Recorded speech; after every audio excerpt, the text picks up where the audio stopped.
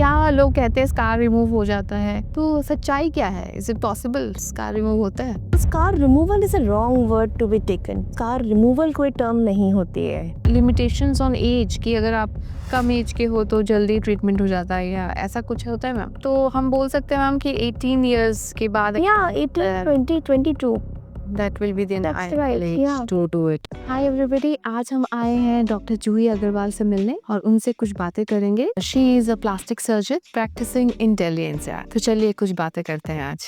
Doctor साहब, आज हम लोग बात करेंगे स्कार रिमूवल के बारे में। तो क्या लोग कहते हैं स्कार रिमूव हो जाता है? हम लोग कई बार देखते हैं बानर्स लगे होते हैं, तो सच्चाई क्या है? Is it possible scar remove होता है? सो स्कार रिमूवल जो है ना वो राइट टर्म नहीं है। हमारी लैंग्वेज में उसे स्कार रिवीजन बोलते हैं। स्कार रिवीजन इज बेसिकली कि जो स्कार है उसको हम एक खराब स्कार से अच्छे स्कार में कन्वर्ट कर सकते हैं। मतलब अच्छा स्कार क्या है? जो बिना देखे, बिना किसी पेशेंट को पता हुए, किसी को नज़र नहीं आता कि सामने स्कार कैसा दिखता है। तो सर्जरी है और बाकी मोडालिटीज़ है, उनसे हम स्कार को रिमूव नहीं करते, अच्छा स्कार बना सकते हैं। Scar revision is the right term. Right.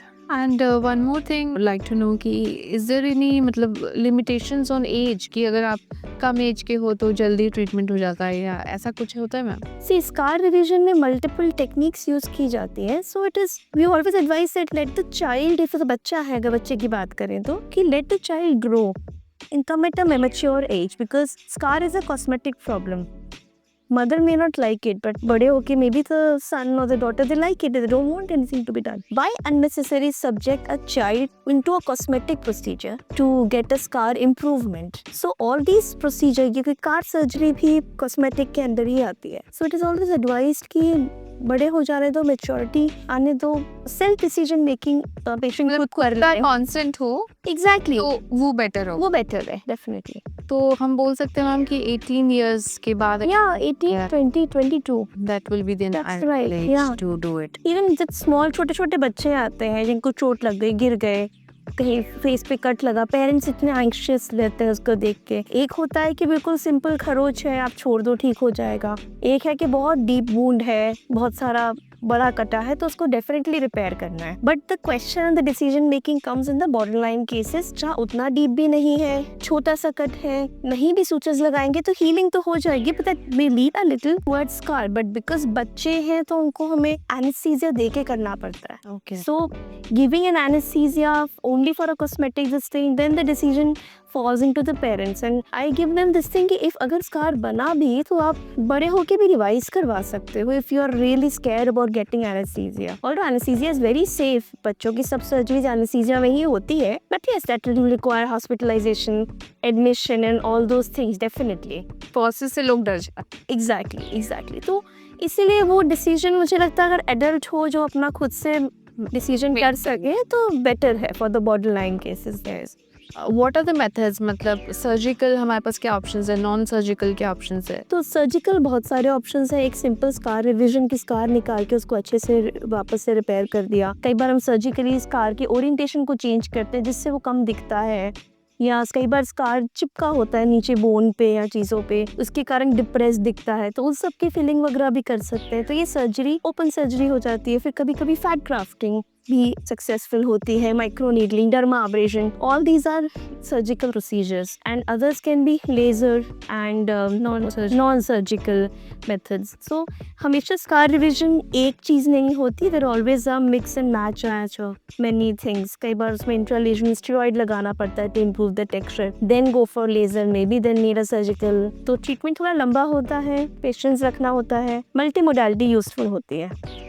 तो मैम ये आप कैसे डिसाइड करते हो कि सर्जिकल जाना चाहिए नॉन सर्जिकल? वो डिपेंड करेगा कैसा स्कार है ना, गहरा स्कार किस चीज़ का, हाँ कैसा स्कार है, एक्नी स्कार है या बर्न स्कार है। एंड ये बिल्कुल ऐसे वर्टिकल डिवाइडेड नहीं होते, जैसा लुक है उसके हिसाब से पेशेंट टू पेशेंट वेरी करता है। अच्छा, एक और चीज़ मैम, जैसे सपोज किसी की शादी हो रही है, इवेंट में जाना है मेरा, या birthday parties and so that person wants to कि मेरा स्कार ठीक हो जाए, तो कितना पहले उसको ये ट्रीटमेंट कराना चाहिए? What is the down time for? Very rightly asked, because I many time get patients जो 3 हफ्ते बाद शादी है या कुछ है, they want for scar revision. You should take at least 6-9 months in advance. 9 months मतलब इमीडिएट कुछ नहीं है, इमीडिएट कुछ नहीं है, it's लेकिन fine. हम कोई भी सर्जरी करेंगे, लेजर करेंगे, कुछ भी करेंगे, initially scar will look bad, cut लगेगा तो वहाँ रेडनेस आएगी, स्वेलिंग आएगी, उसको फिर सॉफ्ट होने में, सपल होने में, सेटल होने में 3 से 6 महीने 9 मंथ्स लग जाते हैं। तो अगर आपकी शादी अगले साल है तो प्लीज इस साल आओ। राइट, तो एटलीस्ट 9 to 10 मंथ्स पहले हमें आना चाहिए, मतलब विजिबल जो भी है इम्प्रूवमेंट इम्प्रूवमेंट्स, या आप 1-2 महीने पहले आ रहे हो it expectation doesn't work like. एक और चीज मैम इससे रिलेटेड कि कॉम्बिनेशन ऑफ ट्रीटमेंट क्या होगा? सो मोस्टली जैसे पेशेंट्स का सर्जिकल स्कार रिविजन करते हैं, उनको पहले सर्जरी करके देन 3 to 4 वीक्स के बाद we start doing lasers, and lasers भी मंथली सेशन से होते हैं, जिससे हर मंथ लेजर दिया जाता है। और जो स्कार हमने दिया है सर्जरी करके वो और सेटल हो जाए उसके लिए। बीच बीच में माइक्रो रीडलिंग की ज़रूरत पड़ रही है तो, या इंजेक्शंस की ज़रूरत पड़ रही है तो, कभी कभी नैनो फैट ग्राफ्टिंग भी होती है। So it's always a combination of many methods which will give you the best result. And इसके अलावा मोस्ट इम्पॉर्टेंट पेशेंट कंप्लायंस बहुत ज़रूरी है, क्योंकि जब भी स्कार ट्रीटमेंट हो, वेदर लेजर से होगा या सर्जरी से होगा, one has to be very compliant with the massage, with the gels and all which we give for scar settlement, and with sunscreen. Sun protection is very very important for any type of scar. Okay, otherwise भी I think ma'am sunscreen is a number one. Definitely sunscreen को कभी नहीं भूलना, never forget that इसके है, but scars के साथ especially because they tend to become black and they tend to become discolored when exposed to sun. Okay. Yeah, because immature scars are very sensitive, उनकी जो melanin होता है बहुत sensitive है। Okay, this is like must. Sunscreen is a must for post scar treatment. Finally, ma'am, would like to know, is there any side effects of this treatment or कुछ है? This is all surface surgery, सब ऊपर से इसके maximum नीचे fat के layer तक जाते हैं, तो कोई long term effect side effect नहीं होता, नहीं हो। ओके, तो अगर आप भी स्कार ट्रीटमेंट कराना चाहते हैं तो हम मैम का नंबर अभी देंगे, तो आप इनको कांटेक्ट कर सकते हैं एंड अपॉइंटमेंट बुक कर सकते हैं। Thank you ma'am, thank you so much.